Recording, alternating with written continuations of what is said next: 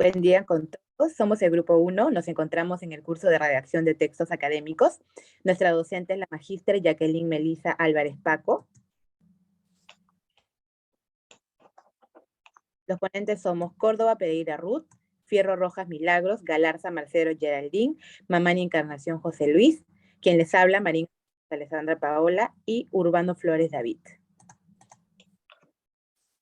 El tema que trataremos el día de hoy es el virus del papiloma humano. En el capítulo 1 hablaremos acerca de la infección genital por virus del papiloma humano. En el capítulo 2 hablaremos acerca de las verrugas por virus del papiloma humano. Y en el capítulo 3 acerca del cáncer de cuello.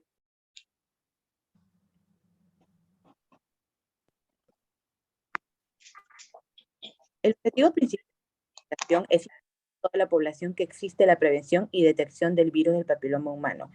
En el primer capítulo, la intención es el concepto de lo que es la enfermedad, los tipos que presenta, causas de la misma. En el segundo se busca exponer los tipos de lesiones físicas en cavidad oral y genital que se pueden presentar, cómo se diagnostica y cuáles son los tratamientos. En el tercer capítulo tiene la finalidad de dar a conocer la fase oncológica del virus del papiloma humano, su diagnóstico y su tratamiento. Capítulo 1, infección genital por virus del papiloma humano.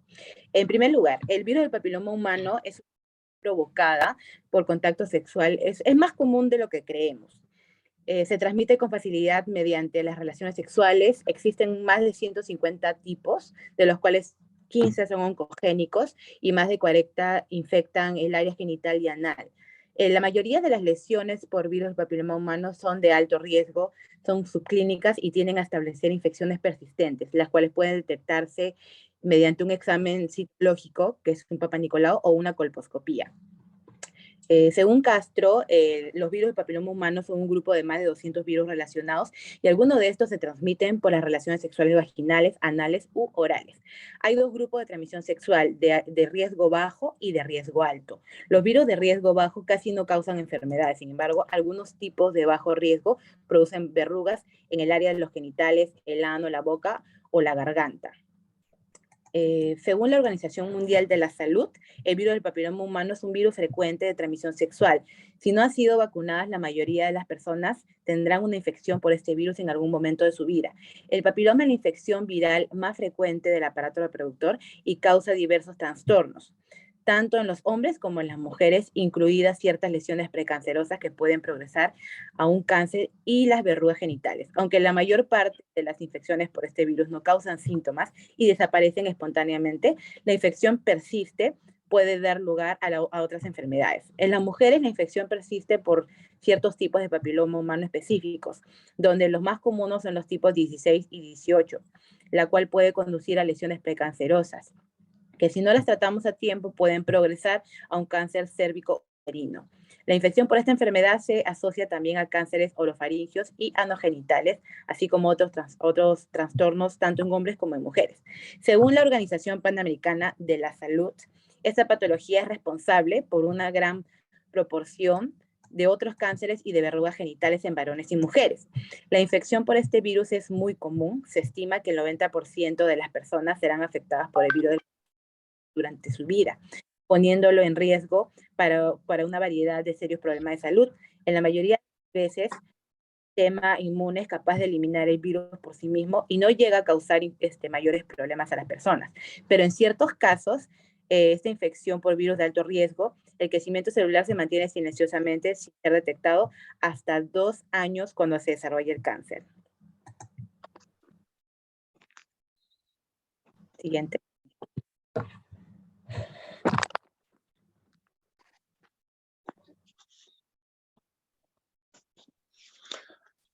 En el siguiente subcapítulo mostraremos que los factores de riesgo asociados a la infección por el virus del papiloma humano. El virus del papiloma humano es una infección de transmisión sexual, existiendo diversos factores que se asocian a esta enfermedad. Uno de los principales factores es el llevar una vida sexual promiscua sin la debida protección. El consumo de alcohol y tabaquismo también contribuyen a un posible contagio. Asimismo, el comenzar una vida sexual a temprana edad y la mala alimentación.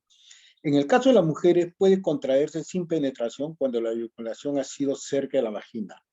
Asimismo, en el caso de los varones, tienen mayor riesgo de contraer el virus si no están circundados o tienen parejas del mismo sexo.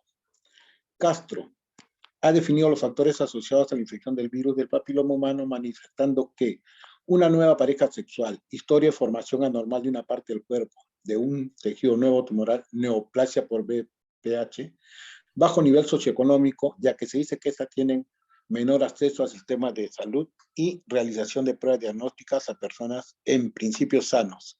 Pobre estado nutricional, número de compañeros sexuales en mayor cantidad y el número de parejas sexuales que se tenga. El primer coito a temprana edad. Esto podría deberse a que la metaplasma es más activa en la adolescencia. Estos son grupos vulnerables a la transmisión de enfermedades sexuales debido a la inmadurez del tracto genital, sumado a la zona de transformación del cerebro y a un comportamiento sexual liberal más riesgoso. Enfermedad de transmisión sexual primaria, inmunosupresión, tabaquismo, ya que se producen metabolitos cancerígenos que conllevan a anormalidades celulares. Disminución de la inmunidad e incremento de la displasia. Los anticonceptivos orales aumentan el riesgo de cáncer cervical en mujeres con VPH preexistentes. El uso de contracepción inadecuada, la etnia negra, tiene niveles más altos de infecciones con VPH comparadas con mujeres de otras etnias. El autor menciona que hay diversos tipos de factores de riesgo asociados con la infección, el mismo que ya fueron mencionados al inicio del presente subcapítulo. Transmisión por VPH. Al respecto, Harris afirma que la evidencia actual de que el virus del papiloma humano se puede transmitir tanto por vía sexual como por otras vías, cuando el método de contagio no es sexual, la madre parece ser el principal transmisor del VPH al recién nacido. Diversos autores en sus estudios reportan que se detectó ADN del VPH en el líquido amniótico, cordón umbilical, placenta y membranas fetales, lo que sugiere que la madre puede infectar al infante en la etapa de gestación o durante el parto. Después de la transmisión de la madre al recién nacido, las manifestaciones clínicas pueden aparecer en cualquier etapa de la vida, afectando mucosas, piel o ambas.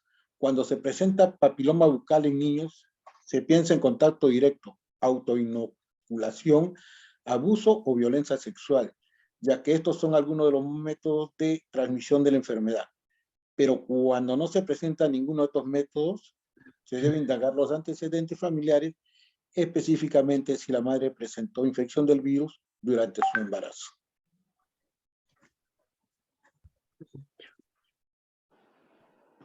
Siguiendo con la exposición, presentamos el capítulo 2, que es verrugas por virus papiloma humano.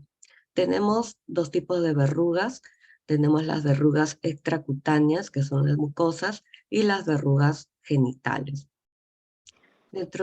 Yalet nos dice que las verrugas extracutáneas son las verrugas orales, son pápulas pequeñas, ligeramente elevadas, que son blandas, son rosadas o blancas, que se localizan generalmente en la mucosa bucal, gingival, labial, en la lengua o en el paladar.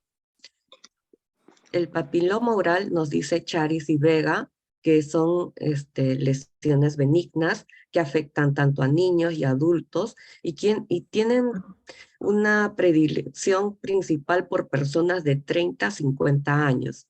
Los sitios de localización van a ser lengua, paladar blando, úvula, frenillo y bermellón.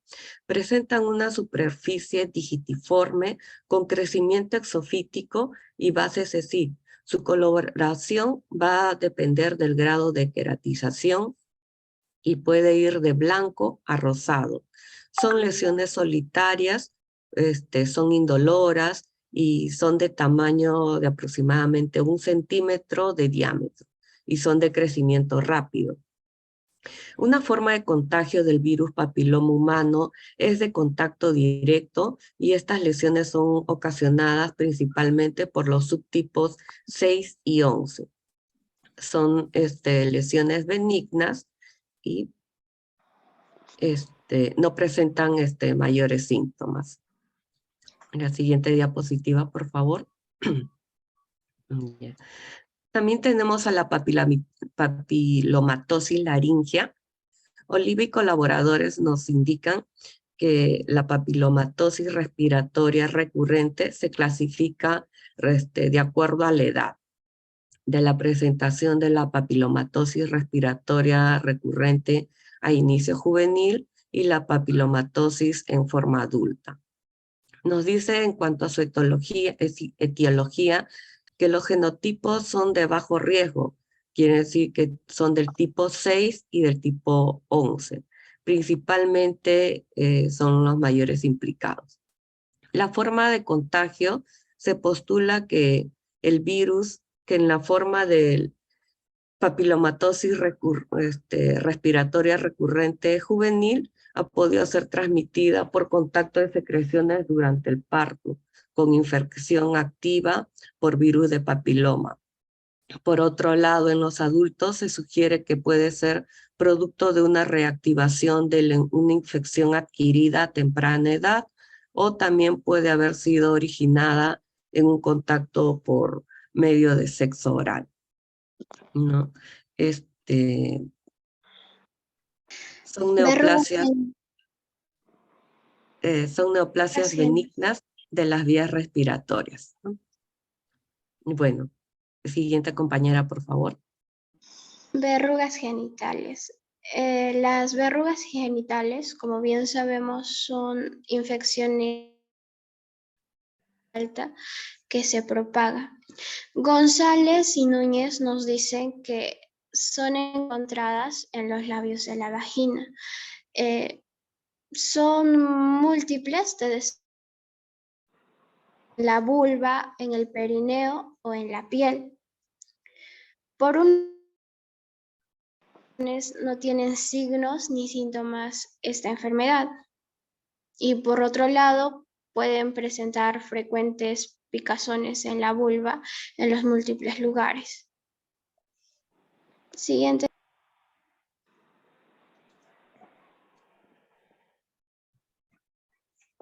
El diagnóstico. Los estudios que son realizados generalmente en el diagnóstico son los exámenes de observación de las partes genitales. El procedimiento, también se realiza un procedimiento de microscopio de un trozo del tejido de la verruga para el correcto análisis de un laboratorio. Esto solo se realiza si ocurre un aumento de efecto en la herida. Asimismo, también aclaran que un compuesto químico o orgánico. Siguiente diapositiva, compañera. Sobre el tratamiento. En el tratamiento es necesario llevar la introducción de nuevas células en el tejido para quitar estos abultamientos, o de otro nombre, la verruga. También argumentan que es buena la cirugía o la terapia o la crioterapia, que también es llamado así. Esto, pero únicamente se realiza cuando la verruga es situada por la parte exterior. La crioterapia se realiza llamado por el frío, para evitar el daño en la capa de las células con la ayuda de la sedación. Todo esto en caso sea la herida muy enorme. Para esto es recomendable un tiempo para el paciente y una buena recuperación después de realizar esta citoterapia de frío.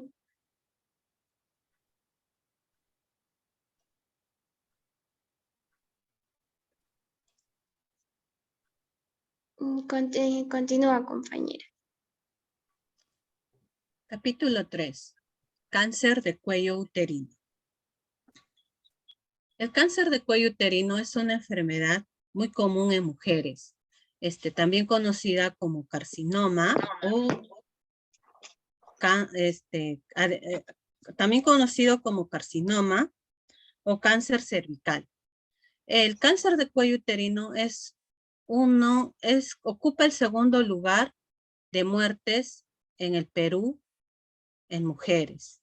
Según el MINSA, define que el cáncer es una alteración celular que se origina en el epitelio del cérvix, que se manifiesta inicialmente a través de lesiones precursoras de lenta y progresiva evolución, las cuales progresan en un cáncer in situ, confinado a la superficie epitelial, o un cáncer invasor de donde las células son transformadas de malignas, pasan a la membrana basal. Los factores de riesgo. Los factores de riesgo, según Ortiz, Serrano y Uribe, nos dicen que los principales factores de riesgo del cáncer de cuello uterino y sus precursores, en la actualidad, es considerado como habitualmente necesario, pero no suficiente como agente causal. Entre sus factores de riesgo también tenemos lo que es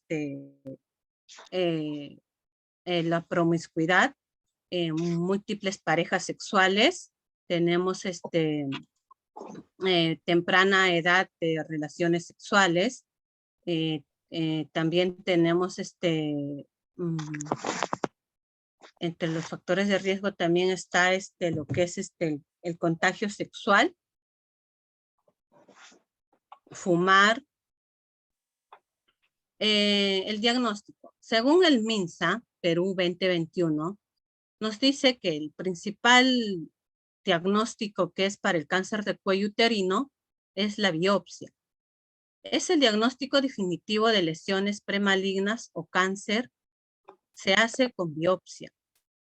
Aunque no se requiera biopsias para tratar lesiones cervicales diagnosticadas, por inspección visual por ácido acético, IVA o colposcopía, se sugiere generalmente hacer la biopsia. Otro diagnóstico que requiere el MINSA es la citología cervical o Papa Nicolau. Es un examen para detectar el cáncer de cuello uterino en el que se hace un pequeño raspadillo con una espátula en el cuello uterino. Y estos se realiza el médico personal de salud encargado. La muestra se coloca en una lámina y luego de fijarla se realiza en una coloración especial para examinar las células bajo un microscopio. Siguiente, compañero. Gracias, compañera. Ya anteriormente ha hablado acerca de la gravedad de este problema y cómo se ha extendido y el grado de mortalidad, sobre todo en nuestro país. Ahora hablaremos sobre el tratamiento, ¿no? Al respecto, analizando algunas informaciones recientes acerca de este mal, hemos podido notar que, por ejemplo, la Asociación Americana de Cáncer Clínico nos brinda algunos detalles sobre el tratamiento, pero nos señala dos factores muy importantes que vienen a ser el tipo de cáncer y el estadio del cáncer, es decir, el avance que tiene el cáncer. Para esto, hemos tenido que considerar algunos efectos secundarios porque esos tratamientos pueden ser a veces invasivos, ¿no? Por eso es importante que exista una toma de decisión, es decir, que la persona bien informada pueda decidir qué es lo que va a utilizar para vencer ese cáncer, ¿no? Para lo cual tiene que consultar necesariamente con su médico y se le va a brindar una serie de alternativas al respecto. Por ejemplo, en esta toma de decisiones tendrían que haber opciones de tratamiento, algunos métodos frecuentes para administrar, por ejemplo, terapias sistemáticas, es decir, constantes. Es una terapia de larga data, ¿no? No va a ser algo breve ni rápido. Y que, por ejemplo, utilice tubos intravenosos, ¿no? Algo que es muy invasivo. Pero también existen otras terapias entre las sistemáticas que podemos hablar como la quimioterapia, que esta vez un poco más conocida, consiste en destruir todo este cáncer, pero también a la vez implica el deterioro de la salud. y a veces hay muchas personas que no se recuperan de esto. Sin embargo, es uno de los métodos sistemáticos que se puede usar. También hay una terapia dirigida y la inmunoterapia. Volvemos a recalcar que es importante para esto saber el grado y el tipo de cáncer que vamos a trabajar ahí, ¿no? Cada médico pues brindará la información adecuada y a la vez la persona tendrá que tomar esa decisión. Hay otra información más que hemos encontrado acerca de la Asociación de Cáncer Americana, que nos dice también, por ejemplo, que los estudios clínicos consisten en investigaciones minuciosas, ¿no? Controladas que se llevan a cabo para estudiar con mayor profundidad nuevos tratamientos o procedimientos promisorios. Los estudios clínicos son una forma de tener acceso a la atención más avanzada para el cáncer. Es decir, la persona infectada tendría que ser parte de un estudio, ¿no?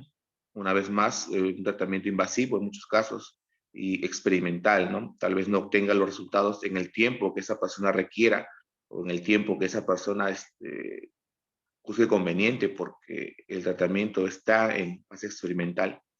También es importante hablar sobre tratamientos alternativos, ¿no? Ya de acuerdo a la gravedad, pues a veces hay tratamientos con medicina alternativa que pudiera ayudar mucho a las personas. Esto está muy relacionado a los síntomas que la persona vaya desarrollando con el tiempo. Y estos métodos complementarios consisten en tratamientos que se usan junto con una atención médica habitual, es decir, ambos colaboran, ¿no? No son independientes, sino que tienen que trabajar juntos. Y estos métodos pueden ser útiles para aliviar los síntomas o ayudar a sentirse mejor. Y algunos casos han demostrado ser eficaces, pero también podría ser peligrosos porque si bien es cierto, aliviaría algunos síntomas, tal vez no podría curar definitivamente el cáncer. Entonces, una vez más, esto es importante que las personas sepan para que puedan tomar una decisión correcta. Estos son solamente algunos tratamientos que puede uno considerar para esta enfermedad. Gracias, ¿no?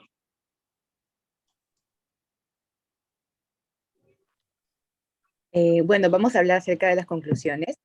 En conclusión, el virus del papiloma humano es una infección de transmisión sexual que se manifiesta en ambos sexos. Este es el principal causante del cáncer de cuello uterino, de vulva, ano o pene. Existen distintos tipos de papiloma, entre los cuales encontramos los de tipo benigno, que son los de bajo grado, y los oncogénicos, que son los de alto grado.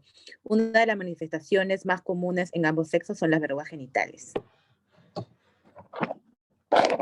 Como conclusión 2, los tipos de verrugas son protuberancias visibles que afectan los tejidos y son de crecimiento rápido. De este modo, la verruga genital, oral, extracutánea y de papilomatosis laringea es causada por el virus del papiloma humano tipo 6 y 11. Está afiliada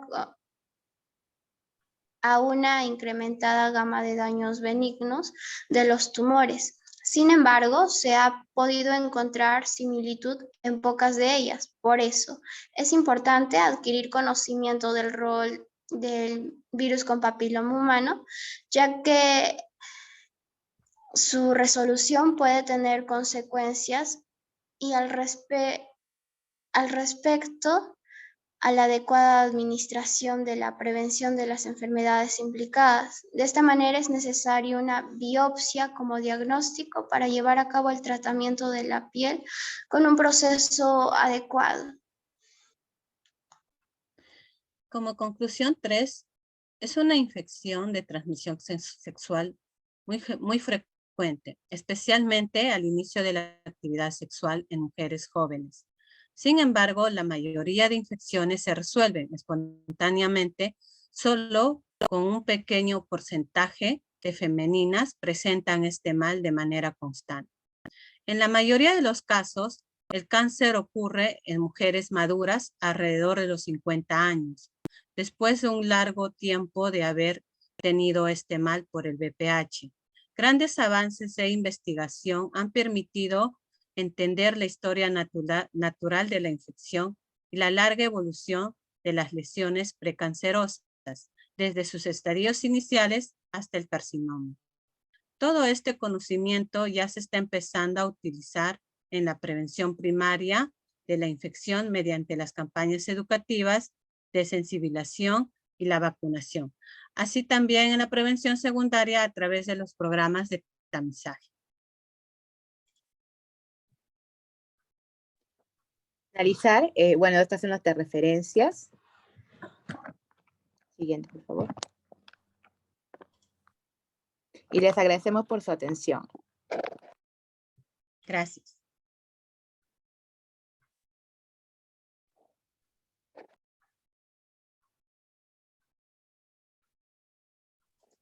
Para la grabación. Ya, ¿Cuánto bueno. duró? Ahora creo.